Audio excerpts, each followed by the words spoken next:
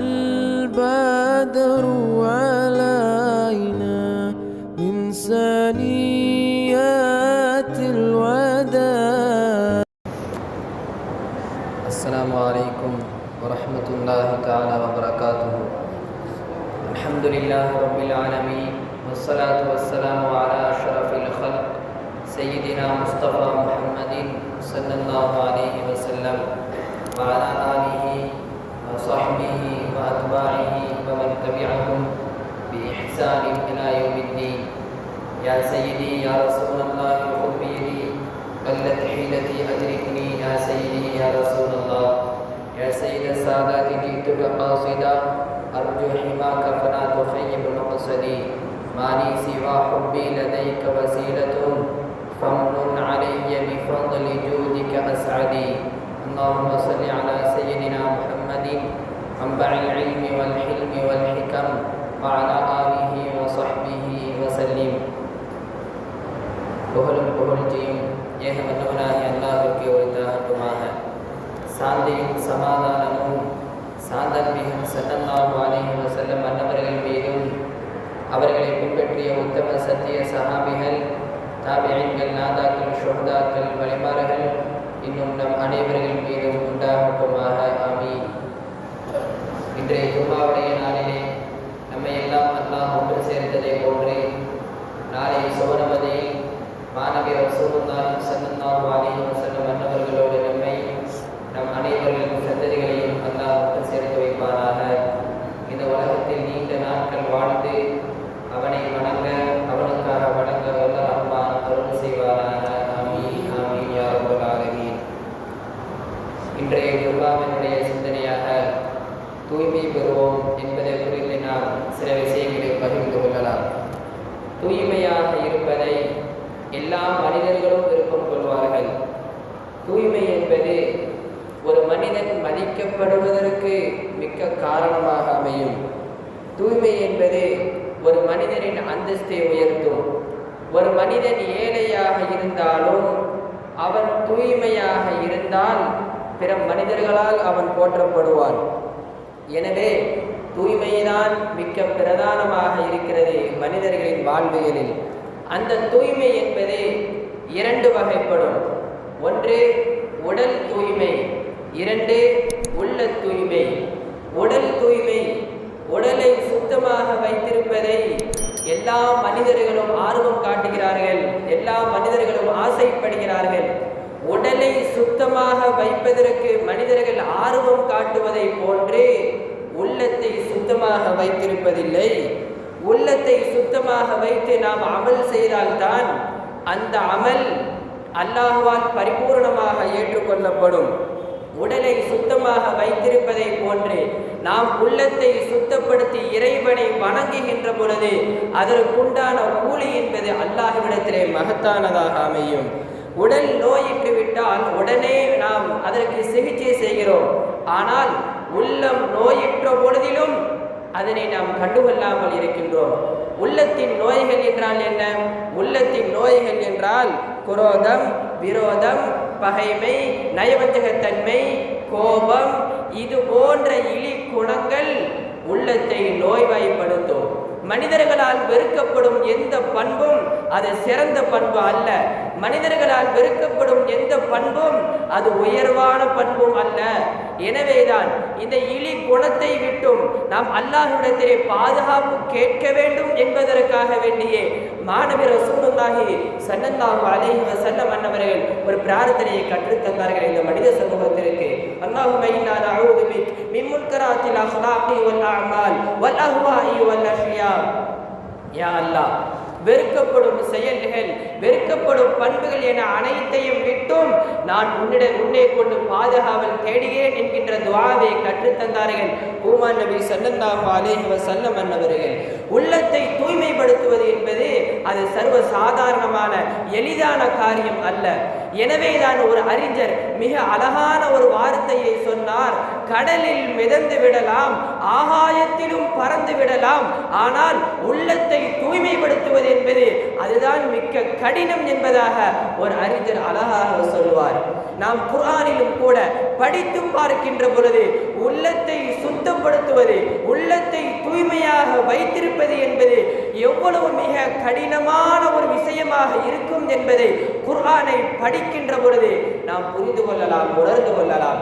அருமையானவர்களே, அல்லாஹ் ஒன்றை மிகைப்புப்படுத்தி சொல்லுகின்ற பொழுது, அல்லாஹ் ஒன்றை மிகைப்புப்படுத்தி சொல்லுகின்ற பொழுது அந்த இடத்திலே சத்தியத்திற்குரிய வார்த்தையை அல்லாஹ் பயன்படுத்துவான்.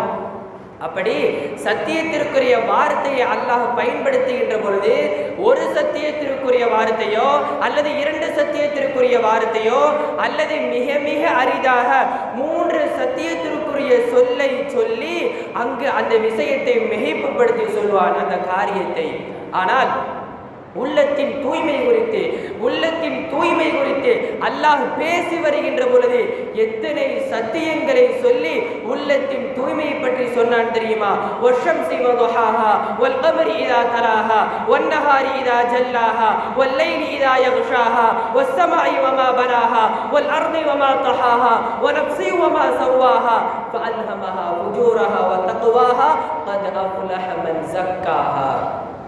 அல்லாஹ் இத்துணை சத்தியத்திற்குரிய வார்த்தையை பயன்படுத்தி உள்ளத்தின் தூய்மை குறித்து பேசினான் என்றால் அது ஒரே ஒரு இடம், உள்ளத்தின் தூய்மை குறித்து மாத்திரம் அல்லாஹ் இத்துணை சத்தியங்களை பயன்படுத்தி இருக்கிறார்.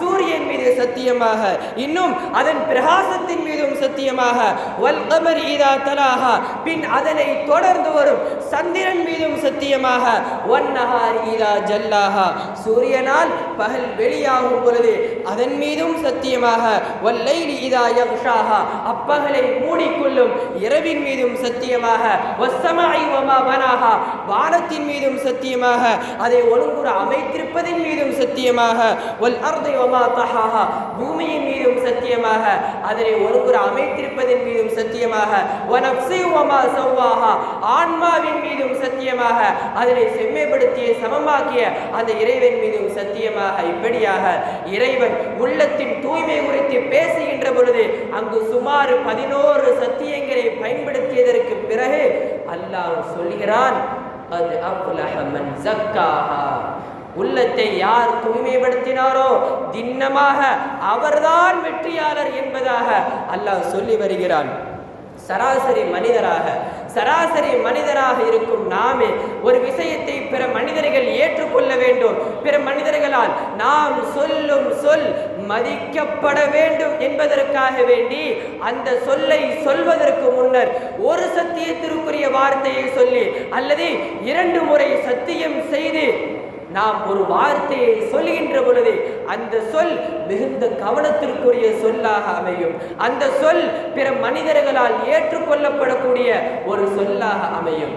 சராசரி மனிதராக இருக்கும் நமக்கே இந்த மதிப்பென்றால் இறைவனின் மதிப்பு எவ்வளவோ, இறைவனின் அந்தஸ்து எவ்வளவு உயர்தரமானது, இறைவனுடைய மதிப்பும் மரியாதையும் எவ்வளவு கண்ணியமானது.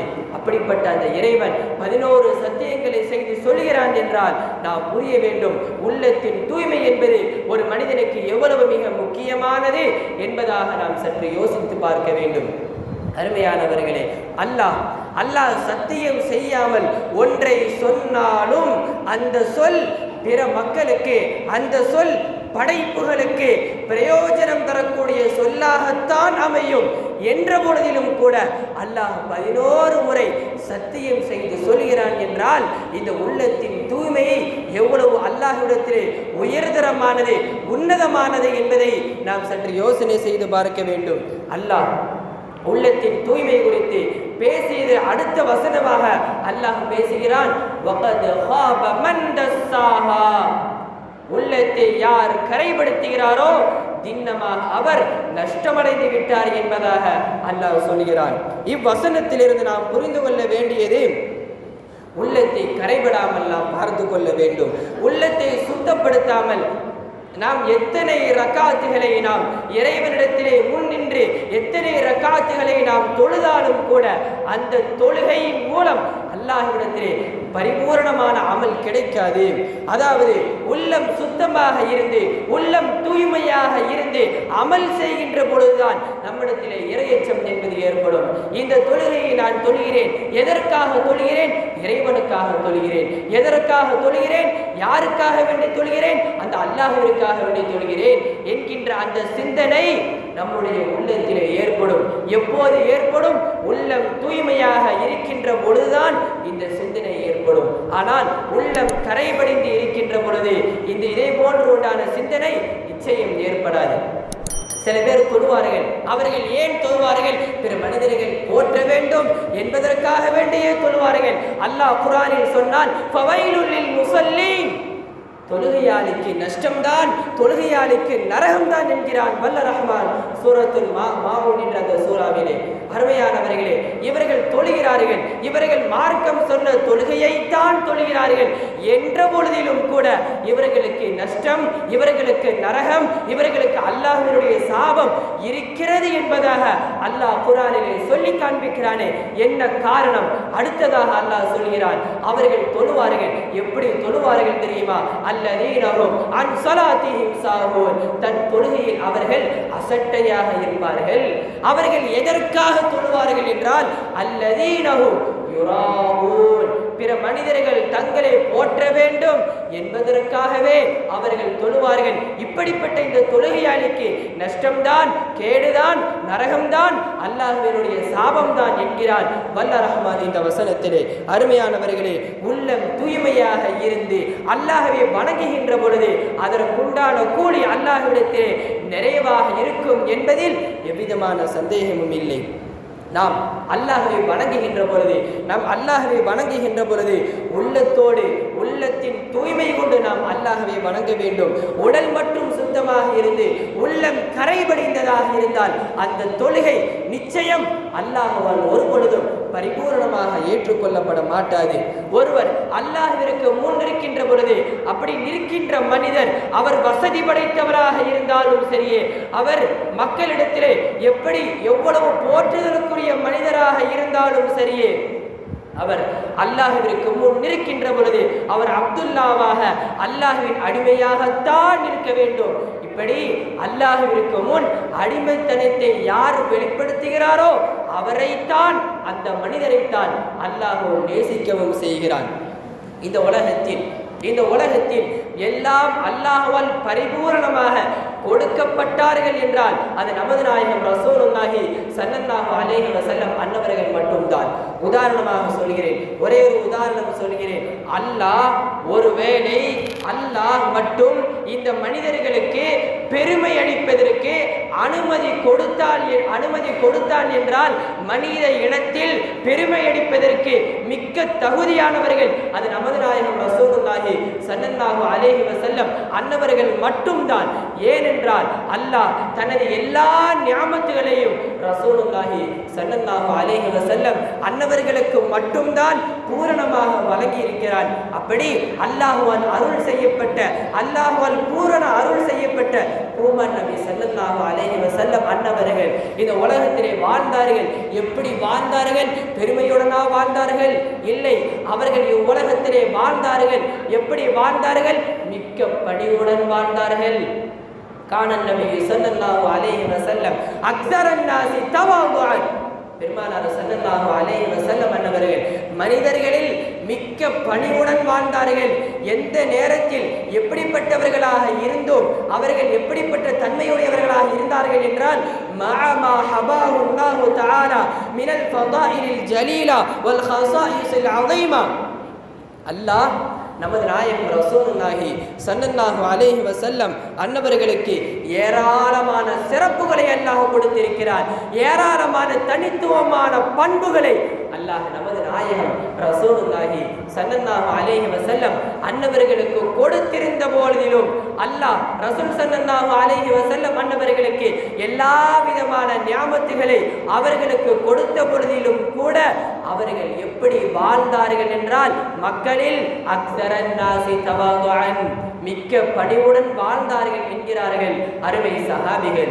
அருமையானவர்களே, பெருமானார் ஸல்லல்லாஹு அலைஹி வஸல்லம் வஸல்லம் அன்னவர்களின் பண்புகளை பற்றி வரலாற்றில் நாம் படிக்கின்ற பொழுது கண்களில் கண்ணீர் மாத்திரம் வரும். அவர்கள் நினைத்திருந்தால் இவ்வுலகத்திலே எப்படி வேண்டுமானாலும் வாழ்ந்திருக்கலாம், எப்படி வேண்டுமானாலும் வாழ்ந்தாலும் அவர்களை அல்லாஹ் பொருந்திக் கொள்வார். அப்படி இருந்த பொழுதிலும் அவர்கள் செல்வந்தராக வாழ வேண்டும் என்று நினைத்திருந்தால் அல்லாஹ் அவர்களை செல்வந்தராகவே வாழ வைத்திருப்பான்.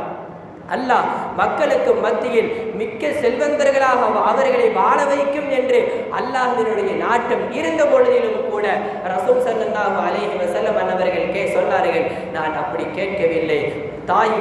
தாயிப் நகரத்திலே நமக்கெல்லாம் தெரிந்த நிகழ்வுதான். தாயிப் நகரத்திலே இஸ்லாமிய மார்க்கத்தை அந்த தோழர்களுக்கு மனிதர்களுக்கு சொல்ல வேண்டும் என்பதற்காக வேண்டி தாயிப்பிற்கு சென்ற பொழுதே அவர்கள் சொல்லாலும் செயலாலும் ரசூலுல்லாஹி ஸல்லல்லாஹு அலைஹி வஸல்லம் அன்னவர்களை காயப்படுத்தினார்கள். அந்த நேரத்திலே வானவர் தலைவர் ஜிப்ரீல் அலைஹிஸ்ஸலாத்து வஸலாம் அன்னவர்கள் வந்து கேட்டார்கள், இந்த மலையை தங்கமாக்கி தரவா என்று கேட்ட அந்த நேரத்திலே ரசூல் ஸல்லல்லாஹு அலைஹி வஸல்லம் அன்னவர்கள் அதனை அன்போடு மறுத்து விட்டார்கள். இறைவனுக்காக வேண்டி அவனுக்காக வாழ வேண்டும். எப்படி வாழ வேண்டும்? அடிமைத்தனமாக வாழ வேண்டும் என்பதற்காக வேண்டியே ரசூல் ஸல்லல்லாஹு அலைஹி வஸல்லம் அன்னவர்கள் அந்த அழைப்பை அவர்கள் மறுத்து விட்டார்கள். பெருமானார் ஸல்லல்லாஹு அலைஹி வஸல்லம் அன்னவர்கள் அவர்களுக்கு எல்லா விதமான அருள் நியாமத்துகளும் கொடுக்கப்பட்டிருந்த பொழுதிலும் கூட அவர்கள் எப்படி உணவு உண்பார்கள் என்றால் ஒரு அடிமை எப்படி உணவு உண்பாரோ அதே போன்று நானும் சாப்பிடுவேன் என்றார்கள். பெருமானார் ஸல்லல்லாஹு அலைஹி வஸல்லம் அவர்கள் அடிமைத்தனத்தை அல்லாஹ்விடத்திலே வெளிப்படுத்தினார்கள். அடிமைத்தனத்தை வெளிப்படுத்துவதுதான் அல்லாஹ்விற்கு மிகுந்த சந்தோஷத்தை ஏற்படுத்தும். யார் அல்லாஹ்விற்காக வேண்டி மக்களிடத்திலே பணிந்து அல்லாஹ்விற்கு முன் தன்னை அடிமையாக ஆக்கிக் கொள்கிறாரோ அந்த மனிதரைத்தான் அல்லாஹ்வும் விருப்பம் கொள்வான். நாம் வணங்குகின்ற பொழுது அல்லாஹ்வின் அடிமையாக இருந்துதான் நாம் வணங்க வேண்டும். ஒரு அடிமை எப்படி எஜமானனுக்கு முன் நிற்கின்ற பொழுது ஒரு அடிமை எப்படி நிற்பாரோ அதே போன்று நாம் இறைவனுக்கு முன்னால் நிற்கின்ற பொழுது அடிமைத்தனமாக அல்லாஹ்விற்கு முன் நின்றால் நிச்சயம் அல்லாஹ் நமக்கு மிகுந்த உயர்தரமான அந்தஸ்தை உயர்வான வாழ்வை நமக்கு தருவான் என்பதில் எவ்விதமான சந்தேகமும் இல்லை. பெருமானார் ஸல்லல்லாஹு அலைஹி வஸல்லம் அன்னவர்கள் சொன்னார்கள், இன்னல்லாஹ லா யன்துரு இலா சுவரிக்கும் வ அம்வாலிக்கும் வலாக்கி யன்துரு இலா குலூபிக்கும் வ அமாலிக்கும். திண்ணமாக அல்லாஹ் உங்களின் வெளிப்படையான தோற்றங்களையோ உங்களின் செல்வங்களையோ அல்லாஹ் பார்ப்பதில்லை. மாறாக வலாக்கி யன்துரு இலா குலூபிக்கும் வ அமாலிக்கும். அல்லாஹ் உங்களின் உள்ளங்களையும் நீங்கள் செய்யும் அமல்களையும் தான் பார்க்கிறான் என்றார்கள். ரசூலுல்லாஹி ஸல்லல்லாஹு அலைஹி வஸல்லம் அன்னவர்கள் எவ்வளவு வசதி படைத்தவராக மக்களுக்கு முன் அறியப்பட்டாலும் கூட அல்லாஹ் அந்த வசதியை பார்ப்பதில்லை. அல்லாஹ் அந்த கண்ணியத்தை பார்ப்பதில்லை. இவ்வுலகத்தின் கண்ணியத்தை அல்லாஹ் ஒரு கண்ணியமாகவே நினைக்கவில்லை. அல்லாஹ்விற்கு முன் இருக்கின்ற பொழுது அடிமையாக இருக்க வேண்டும் என்பதைத்தான் அல்லாஹ் விருப்பம் கொள்கிறான். அல்லாஹ் நாம் எப்படி வணங்க வேண்டும்? அல்லாஹ் குர்ஆனில் சொன்னான், வமா உமிரு இல்லா லியஅபுதுல்லாஹ முக்லிஸீன லஹுத்தீன். அல்லாஹ்வை வணங்க வேண்டும். எப்படி வணங்க வேண்டும்? தூய்மையான எண்ணத்தை கொண்டு அல்லாஹ்வை வணங்க வேண்டும் என்கின்ற கட்டளையையும் அல்லாஹ் குர்ஆனிலே சொல்லி காண்பிக்கிறான். எனவே நாம் அல்லாஹ்வை வணங்குகின்ற பொழுது தூய்மையான எண்ணம் கொண்டு வணங்க வல்ல ரஹ்மான் நம் அனைவருக்கும் அருள் செய்வானாக. நாம் இந்த உள்ளத்தை சுத்தப்படுத்துவதற்கு அல்லாஹ் உதவி செய்வானாக. உள்ளத்தை சுத்தப்படுத்திய நல்லோர்களின் கூட்டத்தில் வல்ல ரஹ்மான் இவ்வுலகத்திலும் மறுவுலகத்தையும் நம் அனைவர்களையும் அல்லாஹ் சேர்த்து வைப்பானாக. வாஹிரு தாவானா وجب الشكر علينا ما دعا